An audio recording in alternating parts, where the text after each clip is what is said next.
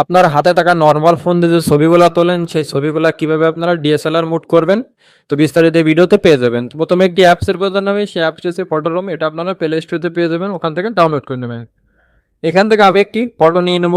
এখান থেকে আমার যে কোনো একটি ফটো নিয়ে নিলেও হবে। তো এখান থেকে নর্মাল আমার একটি ফটো নিয়ে নেব।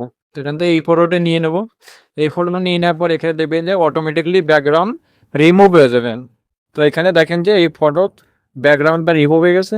তো এখানে দেখেন যে নিচে অনেকগুলো আইকন আছে যে হোয়াইট, ব্ল্যাক, ট্রান্সমেট, অরিজিনালস। তো এখান থেকে আপনি ট্রান্সমেটের উপর ক্লিক করবেন। এখান থেকে ক্লিক করার পর দেখবেন যে ফটোটি ওপেন হয়ে যাবে। তো ফটো ওপেন হওয়ার পরে এখানে দেখবেন যে ফটো যে ব্যাকগ্রাউন্ড, এই ব্যাকগ্রাউন্ডে কিছু নাই। এখানে আমি একটি ব্যাকগ্রাউন্ড দিব। তো তার জন্য এখান থেকে দেখেন যে ব্যাকগ্রাউন্ডস, জাস্ট এখানে একবারে ক্লিক করব। ক্লিক করার পরে এখান থেকে ইমেজ আছে, দেখেন যে ইমেজে পরে ক্লিক করব। এখান থেকে ইমেজে ক্লিক করুন। তারপরে এখান থেকে দেখবেন যে অটোমেটিকলি এখানে অনেকগুলো ব্যাকগ্রাউন্ড এখানে এআই দিয়ে দেবে। তো এখান থেকে যে কোনো একটা আপনি নিতে পারেন। তো এখানে দেখেন যে এখানে কিছু ব্যাকগ্রাউন্ড আমাকে দিয়ে দিয়েছেন। তো এখান থেকে আমি এই ব্যাকগ্রাউন্ডটা নিব। তারপরে এখান থেকে যেটা ভালো হয় সেখান থেকে এটা আপনি নিয়ে নেবেন। তো এখান থেকে আমি এই ব্যাকগ্রাউন্ডটা নিব। নেওয়ার পরে এখানে দেখেন যে ব্যাকগ্রাউন্ডটা আমার একটু ব্লুয়ার করবো। এখানে দেখেন যে ব্লুয়ার নাই। তো এখান থেকে আমি একটু ব্যাকগ্রাউন্ডটা ব্লুয়ার করবো। তার জন্য এখান থেকে নিচের দিকে টান দিব।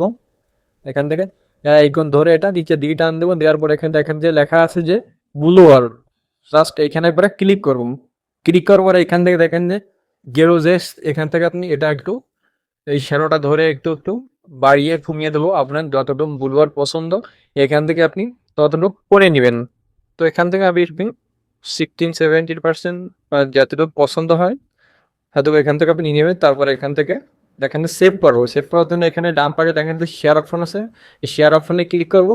তারপরে এখান থেকে সেভ টু গ্যালারি, এখান থেকে সেভ টু গ্যালারি জাস্ট এখানে একবারে ক্লিক করবো। দেখেন যে অটোমেটিকলি এটা সেভ হয়ে গেছে। তো এখন আপনাদের আমি দেখাচ্ছি, দেখেন যে আমার গ্যালারিতে দেয়।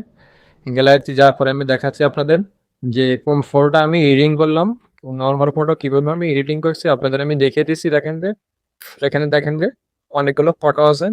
তো এখানে আমি এই ফটোটা আমি এডিটিং করছি। তো এখানে দেখেন যে এটার ব্যাকগ্রাউন্ড কেমন, আর আমি যেটা এডিট করলাম সেটার ব্যাকগ্রাউন্ড যেমন দেখেন আমি এটার ব্যাকগ্রাউন্ড রিমুভ করছি। তো দেখেন যে কত সুন্দরলি এইচডি আকারে হয়ে গেছে। আমার পেজ থেকে দেখলে পেজটা ফলো করবেন, ইউটিউব থেকে দেখলে চ্যানেলটি সাবস্ক্রাইব করে দেবেন। ধন্যবাদ সবাই।